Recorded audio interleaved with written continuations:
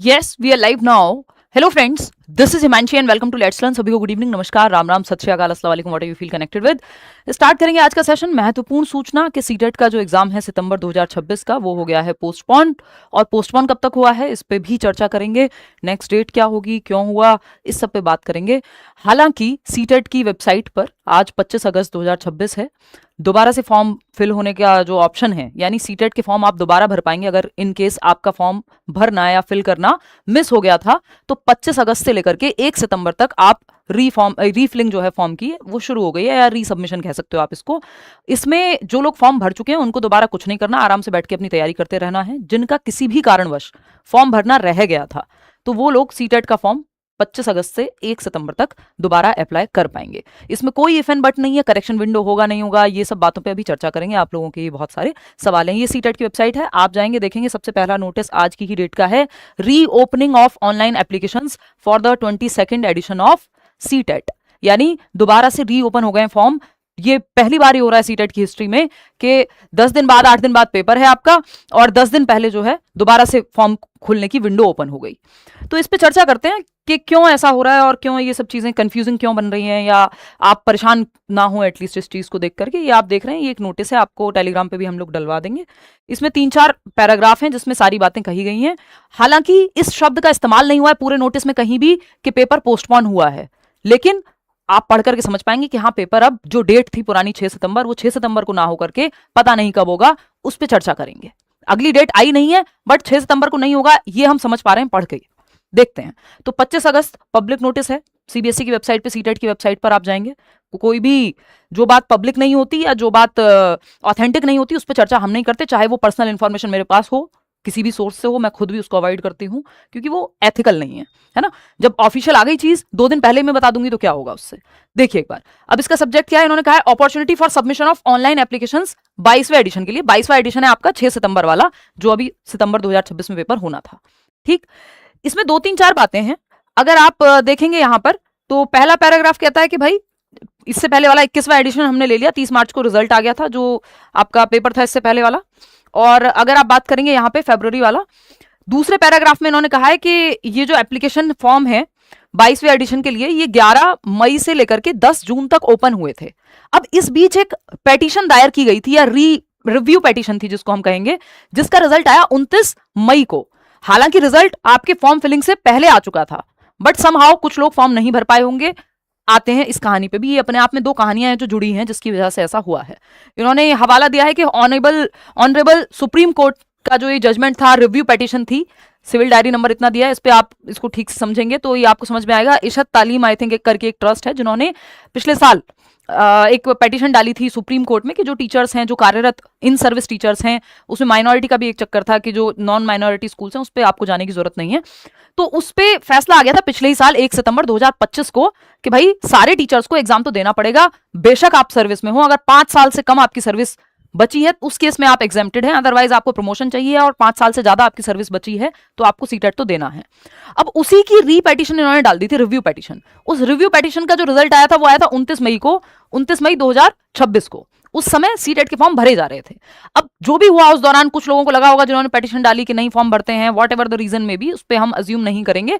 But स्थिति ऐसी बनी कि सुप्रीम कोर्ट ने ये कहा है अब सीबीएसई को एक तरह से कि भाई सभी कैंडिडेट्स को मौका मिले, प्रैक्टिकल रीजंस की वजह से कोई भी रह ना जाए फॉर्म भरने से, तो ये इन लोगों को भी मौका दोबारा से दे दो आप।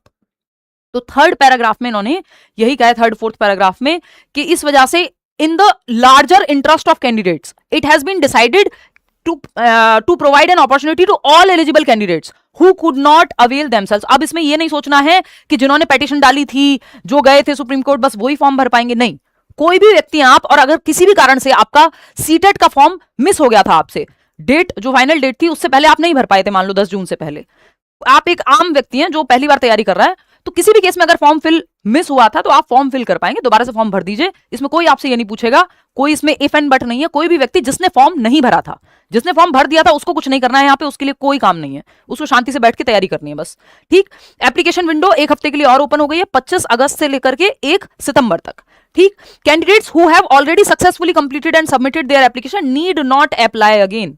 उनको अप्लाई करने की जरूरत बिल्कुल नहीं है। ये मैं वर्ड टू वर्ड इसलिए समझा रही हूँ क्योंकि आप लोगों की बहुत कंफ्यूजन है इस पे। आप ऑलरेडी कई वीडियोस देख चुके होंगे, फिर भी कंफ्यूजन है। दिमाग में।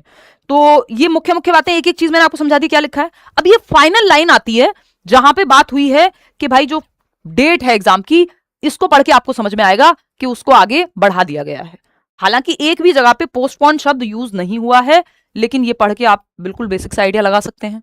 इन्होंने क्या कहा है लास्ट लाइन में, और ये भी किसमें है, ये बोल्ड लेटर्स में लिखी हुई है। एक लाइन है जिससे ये पता चलता है कि 6 सितंबर को पेपर नहीं हो रहा।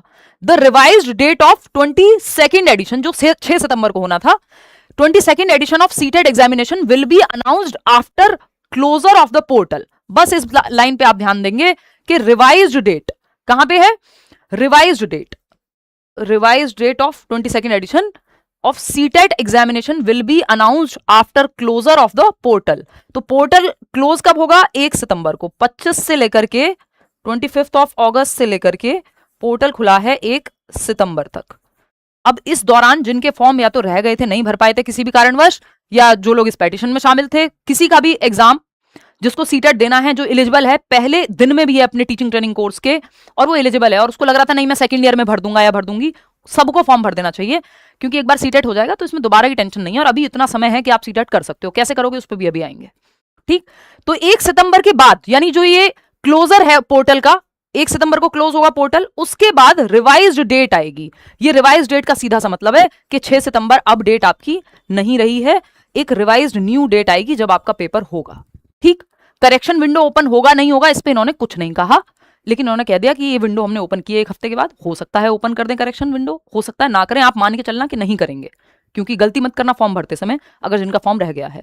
अब पेपर होगा कब, अगर 6 सितंबर को नहीं होगा तो भाई 6 सितंबर को नहीं होगा, रिवाइज डेट आएगी। अब वो रिवाइज डेट 1 हफ्ते बाद की हो सकती है, नेक्स्ट वीक करा लें, वो रिवाइज डेट 15 दिन बाद की हो सकती है, अगर ये करेक्शन विंडो वगैरह ओपन हो गई बीच में, तो हो सकता है बहुत लोग फॉर्म भर दें। तो नंबर ऑफ कैंडिडेट्स पे भी डिपेंड करेगा कि उनको कितने अरेंजमेंट्स करने हैं अथॉरिटीज को या सीबीएसई को।